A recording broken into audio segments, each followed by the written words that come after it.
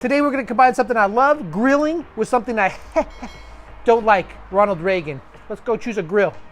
So we're going to go with the Weber Smoky Mountain for the spectacle, right? Because over here we have Easy Town, right? We have the pit barrel. That's like 4 hours, it's done. That's providing health care to the nation. This is Reagan emptying the institutions, the mental institutions, and cutting health care for the spectacle, So I'm going to walk it over there, and we're going to get these ribs ready. Reagan and ribs. Trade arms for hostages. My heart and my best intentions still tell me that's true, but the facts and the evidence tell me it is not. So if you're like me, when I'm about to grill, I brine meat overnight. I put a little salt on it and let it sit to all meat. It does the exact opposite thing of what Nancy Reagan used to do, and it helps keep the juice inside the meat. You know.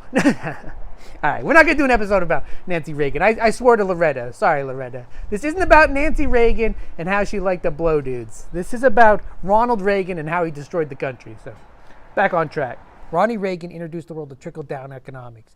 The idea was that you take all the money from the middle class and the poor and you give it to the rich, and then the rich can give them their money back. Solid plan, right? What could go wrong? Let them be forewarned.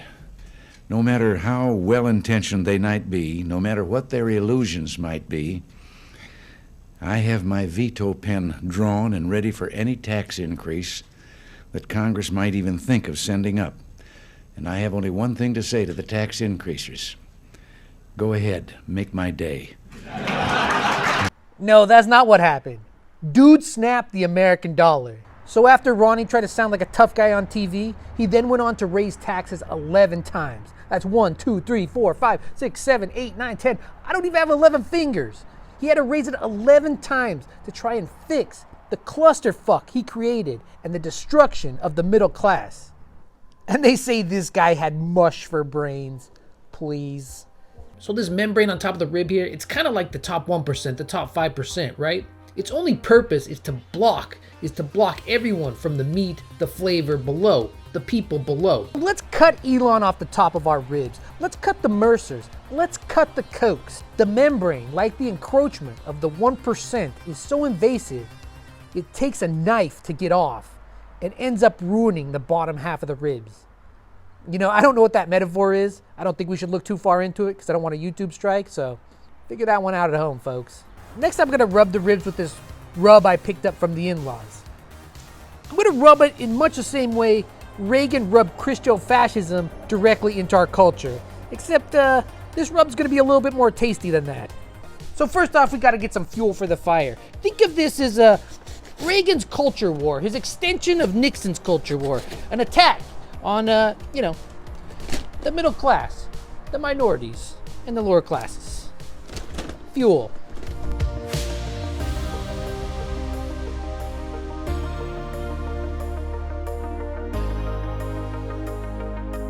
So while we wait for the old Weber to heat up, let's talk about how Ronnie Reagan heated up terrorist groups all around the world. To negotiate a brand new nuclear agreement with Iran. The Obama nuclear agreement was catastrophically dangerous. One of the Chud's favorite talking points is talking about the pallets of cash that Obama gave to Iran. I mean, which was Iran's money and sanction and given back to them for following the rules. But that doesn't matter when you're a Chud, right? All that matters is the outrage. So let me give you a little bit more outrage. Iran's daddy was always Ronald Reagan. You're mad that Obama gave them $300 million? Wait till you find out the billions in weapons this old geezer was shipping over there. A few months ago, I told the American people I did not trade arms for hostages. My heart and my best intentions still tell me that's true, but the facts and the evidence tell me it is not. As the Tower Board reported, what began as a strategic opening to Iran deteriorated in its implementation into trading arms for hostages. You see, Reagan was a slave to the military-industrial complex. And when you're a slave to them, you need conflicts everywhere. You need to constantly be moving guns, weapons, ammunition, you name it. So he used a familiar formula to all fascists. Communism. We have to fight communism. I would rather see my little girls die now still believing in God than have them grow up under communism and one day die no longer believing in God. No matter where it is, I have to move these guns. I have obligations. So he decided to back the Contras in Nicaragua. The Contras were fighting the Sandinistas, who were the commies. The only problem was, the Contras were a literal drug cartel. As a result, Congress stopped all funds to the Contras. They said, no more bullets, no more guns, no more nothing. But Reagan really, really, really loved these gun-running, cocaine cartel boys. So what'd he do? Government money for supporting the overthrow of the Nicaraguan government was specifically prohibited when Congress enacted the Boland Amendment in 1984. Even though it remained in effect until 1986, millions of dollars in profits from Iranian arms sales were secretly diverted to the Contras during this period through contacts with middlemen such as Moniker Ghorbanifar. Mr. Ghorbanifar took me into the bathroom, and Mr. Ghorbanifar suggested several incentives to make that February transaction work. While Nancy Reagan was rallying against blow, no, not that kind of blow. That's not what this episode is about. Maybe one day we'll roast some chicken and talk about Nancy Reagan. But for right now, this kind of blow. Dare to keep kids off drugs. Y'all remember that? Nancy Reagan should have ran a program, Dare to Keep Reagan Off the Drugs.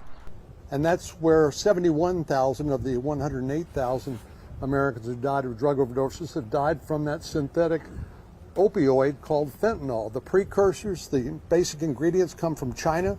They come to Mexico and the cartels make it and then sell it across the border. So while these Republicans make their field trips down to the border and they feign concern about, oh my God, the drugs coming through, the guy they idolize, the guy whose face they want to put on Mount Rushmore, emptied all the mental institutions in this country while at the same time backing a drug cartel in South America.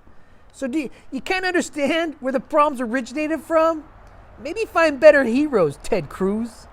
Empty the mental institutions. You have plenty of customers now. Back drug cartels in South America. You have your suppliers. I mean, what could go wrong? What could go wrong? Everything could go wrong. So during this time, Iraq and Iran were in a full-out war. And Reagan, being the forward thinker he was, he loaded Iraq up to the gills with guns and weapons and ammunition. Many of them they would still be using against us to kill our troops in the first Gulf War. But that wasn't enough for Reagan, because as I said, he was a bitch to the military-industrial complex. He had to move these weapons. So guess what he did? He also started selling guns to Iran. He was funding both sides of the war, which turns out to be highly illegal. But if you're already breaking the law, why stop there? Reagan started buying cocaine from the Contras in South America to give them money to fight the Sandinistas, to buy more weapons from the military-industrial complex. Nancy Reagan, I mean, where are you? You're in school giving us those stupid dare shirts while your husband's running a coke deal out of the back of the fucking White House.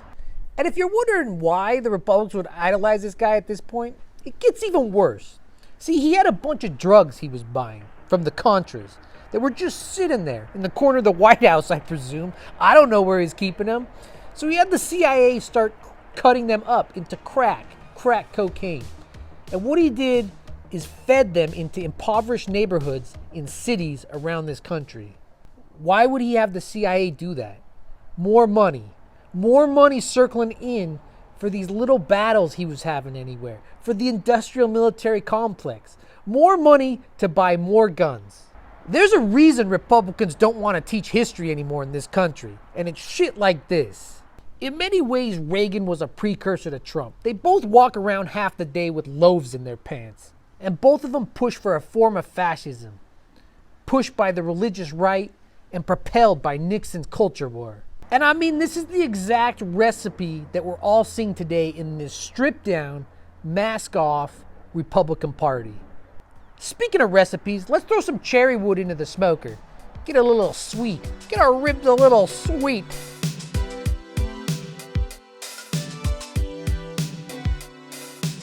Cooking the ribs today, we're going to use the 3-2-1 method. That's 3 hours getting boned down like Nancy Reagan. No. That's not what this episode's about. 3 hours boned down in the smoker with just the rub, that butter I put on, and some vinegar mixed with cranberry. The next 2 hours are going to be wrapped with brown sugar, also the cranberry, butter, and some of that apple vinegar. We're going to be using Sweet Baby Ray's barbecue sauce because it's almost as addictive as that crack cocaine Ronald Reagan and the CIA were making.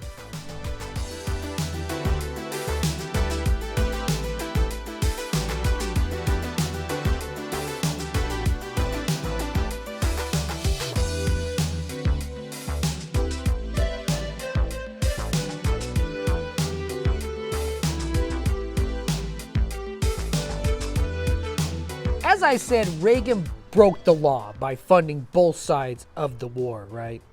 A little historical nugget we could slip in here. Israel actually brokered the deal for Reagan to get all the weapons to Iran. Now, if you don't know, if you've never looked at world history, Iran and Israel hate each other. So they were just kind of sitting back, hoping these two countries wiped each other off the planet. It's like that old saying goes, the enemy of my enemy is a crack-dealing, gun-running, senile American president. I think that's how the saying goes, right, Loretta? Sure I am. Yeah, see? Thanks, Loretta. Ronald Reagan was a gangster. But not in like a cool way, right? He sold drugs to buy more guns for the drug dealers. Then he went home, ate TV dinners next to Nancy, shit himself on the couch while his national security advisor went to jail. And the attractive incentive for me was the one he made that residuals could flow to support the Nicaraguan resistance. Ollie North, most recently the head of the NRA. That's right, the guy that went to jail for gun running and drug smuggling completed his arc by joining and running the NRA. Good writing. There is so much more to the Iranian Contra affair than we could get to in one episode. I mean, Reagan sneaking guns to Iran and then pretending he negotiated the hostages out through his sheer personality. Our city will not negotiate with terrorists. Is there a city nearby that will? Reagan gave guns to everybody. He even gave guns to the Mohidian rebels who would later become Al-Qaeda and spawn Bin Laden. You remember that guy? Yeah. They flew into a couple buildings. It took Jimmy Carter to give us Ronald Reagan. Never forget? I think Republicans forgot. When it was all said and done, 138 members of Reagan's cabinet, his administration, were investigated and convicted of high crimes. 138. Just for some perspective, this big boy right here, he had 11. Trump had 11. And guess how many Obama had? 0. 138. Gangsta. Thanks, Obama. And of course, Reagan and Bush pardoned all of them. All of them. Except Ollie North for some reason. I don't know what the deal with that was. Maybe he had a boyfriend in the can. Party of Law and Order. Face on Mount Rushmore.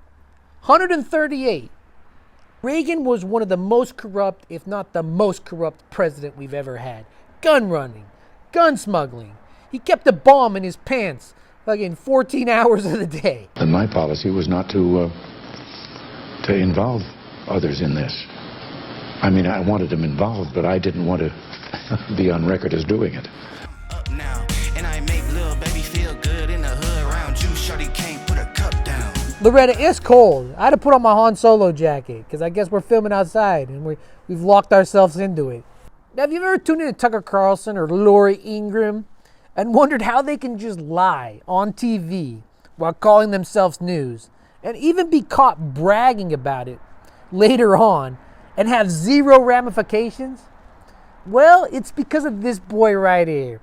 This sweaty boy, Roger Ailes. Were you sexually harassed by Roger Ailes? Yes. One of the takeaways Republicans had from Nixon was that they needed a propaganda apparatus, their own news to send out to people to control a narrative. Ailes started with Nixon. And then, of course, he moved on to Reagan.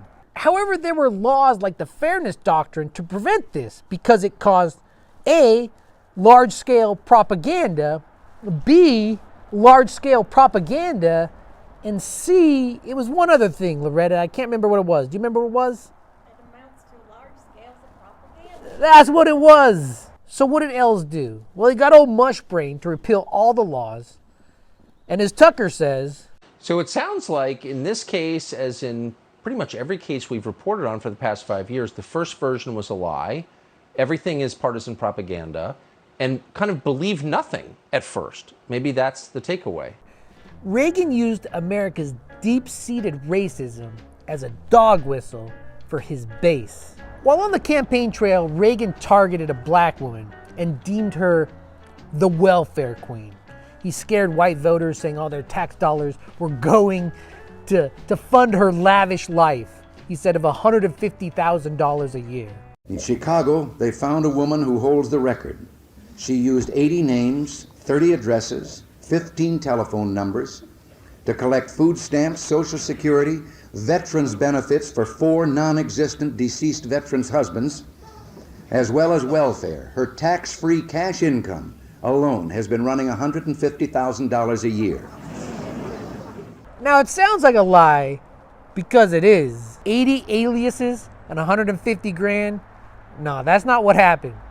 Linda Taylor was of mixed race and she grew up in the South.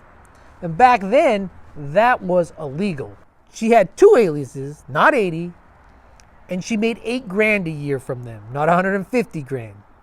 And even after Reagan, Mr. Integrity, even after he learned that he was lying, he just kept it up on the campaign trail because it was too good. It was too good to waste. People were eating this up. The base were eating this up. I mean, today we still use the term welfare queen. This is where it came from. And as someone like me who grew up in a coal mining town in Utah, I can tell you the poster child for a welfare queen is just as much white trash as it is any kind of, black people, Mexicans, or whatever else Republicans are using to fire up that base. Reagan knew what he was doing. Watch that thing on television as I did. Yeah. To see those monkeys from those African countries. Damn them, they're still uncomfortable wearing shoes. Well, and then the tail wags the dog there, doesn't it? Yeah. And just to get into how racist Ronald Reagan was and how racist he knew his base was, in 1986, Congress passed an act to pressure South Africa to end apartheid. South Africa was made up of only 10% white people, but those 10% brutally repressed the 90% of black people, essentially using them as slave labor. And even denying the 90% of black people in South Africa the right to vote in their own country. This wasn't even controversial. Congress passed it by a majority, but Ronald Reagan, signaling to his base who he was, vetoed it. And it was such an egregious matter that this was one of the times that Congress, with 2/3 of them, overrid his veto to still pass the law. Apartheid South Africa in the 1980s. Now, who do we know, Loretta, whose family was benefiting from all of that? Who could we know? Who? This chud right here. Elon claimed he was just a poor little boy when he arrived to America. The truth is, his family had generational wealth built on the backs of black people in South Africa. Apartheid, Reagan-supported South Africa. It's then why you start to realize why Elon has transformed Twitter into his propaganda dispensing machine. It is literally in his genes. And I cover this in the episode on techno-fascism. Go ahead and check that out. Whether your flavor of fascism is cult of personality, utilizing government agencies to do your bidding, or this new age techno-fascism, you can only find refuge in 2023 in one party. And even though it's different types of fascism, there's always one consistent. They are victims and there's a scapegoat. Trump used immigrants And we were all the victims of them coming here. They're breeding rapists. They're breeding drug dealers. Reagan used poor blacks. They're taking your tax dollars. You work all day. She's making $150,000. And Elon, every single day, paints himself the victim of the culture. He goes after trans people out of nowhere. He goes after cancel culture. Everything is to victimize him. It's the one consistent. It's the one through of the Republican brand of fascism. All right, Loretta, give me a second. Let me just recap what we've covered so far. Maybe this episode was too ambitious. So Reagan emptied the mental institutions. He raised taxes 11 times after Reaganomics failed. Failed miserably, trickle down. He illegally traded guns and drugs. He funded Al-Qaeda, he funded Iran. He basically funded the bad guys of the future, right? He repealed laws for Fox News. Birthed us this whole new world where nothing's real in the conservative sphere. Nothing's real. Everything comes from Facebook memes. And he ultimately gave us the rebirth of Tucker Carlson. I mean, if you guys haven't seen the takedown that Jon Stewart did of Tucker Carlson back when he was on CNN, it was a career ender. Only the most desperate of networks would have picked up his bow tie ass. In fact, I think that was the last time he wore the bow tie. I think Jon Stewart knocked the bow tie off of him. Look, I wouldn't want to eat with you, man. That's horrible. I know, and you won't. Reagan invited the radical religious right to be the new base of the party. And those chickens are coming home to roost. We see that as they repeal women's health care. We see that as politicians are outwardly advocating to remove lines between church and state. The church is supposed to direct the government. The government is not supposed to direct the church. Doxed. He doxed a black woman in the South and lied about her stealing $150,000 in 80 aliases. He had to sensationalize it because 2 aliases and 8,000 just doesn't ring.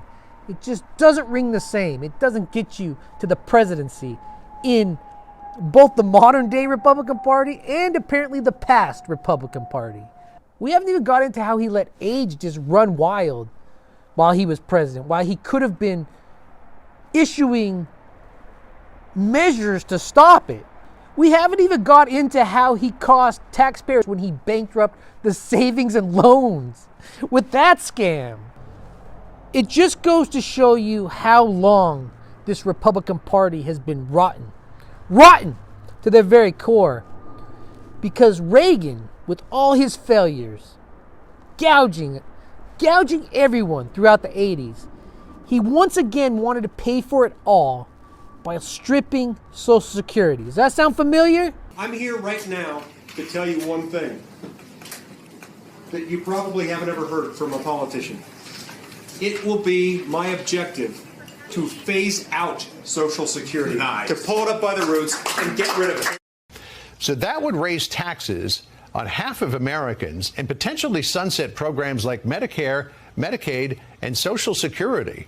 Why would you propose something like that in an election year?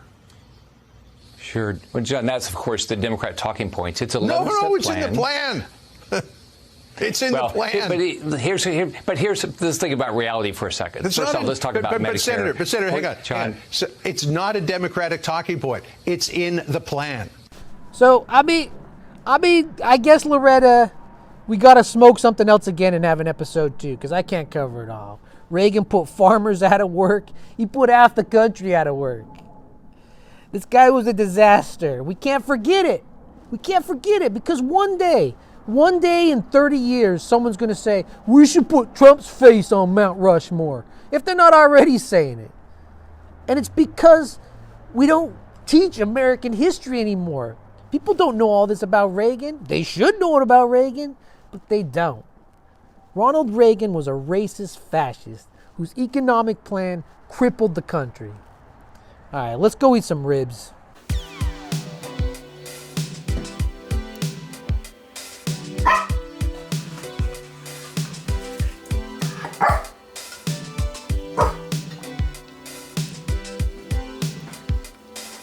it. I could have used more of a smoke ring already. I don't know why I put extra wood in, but let's check it out.